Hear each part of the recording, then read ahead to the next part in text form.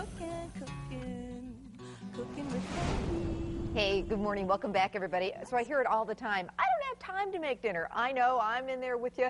Life is crazy busy, but you have time to make this recipe because you can throw it together in like 10 minutes flat. It's a Mexican meatball soup, and it is just so easy, so different, kid-friendly, and it's just, you know, something different for dinner tonight than the regular stuff that you normally make. So it's yummy, full of flavor, and who doesn't like soup? Okay, so I started out simmering 6 to 8 cups of beef stock, and I just used the canned or the box beef stock. And now I'm going to add to that 1 cup of your favorite salsa, which you usually have that right in the pantry. It's going to give it that nice Mexican flavor.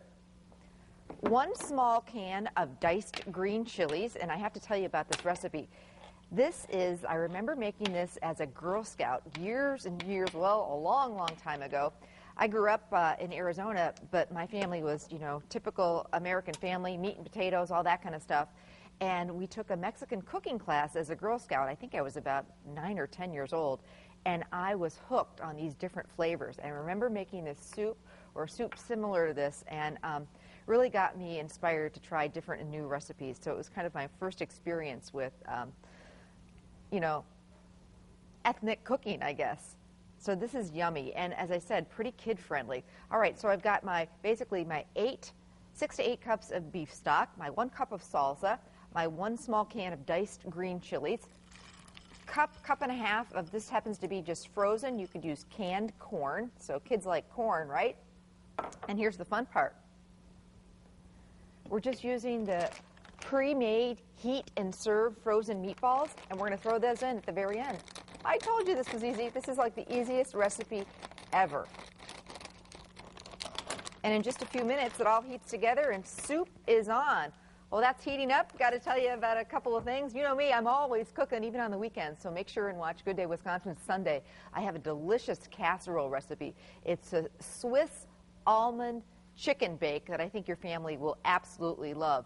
Also, today is the last day to get us your ultimate Thanksgiving dinner recipes, so go to our website, click on the Living tab, and click on the Ultimate Thanksgiving Dinner box, and email us. Submit your very favorite Thanksgiving recipes, from side dishes to main courses, desserts, and of course those stuffing recipes. Yum. All right, so our soup is simmering and wonderful. I'm just going to chop some scallions or some fresh cilantro to throw on top, and I told you this is the easiest soup ever. Big thank you to everyone who came out for our big night out last night at the Harbor Fish Market and Grill on the east side of Green Bay. It was absolutely wonderful. Our next one is coming up December 1st. It's in Oshkosh this time, so join us at Beckett's.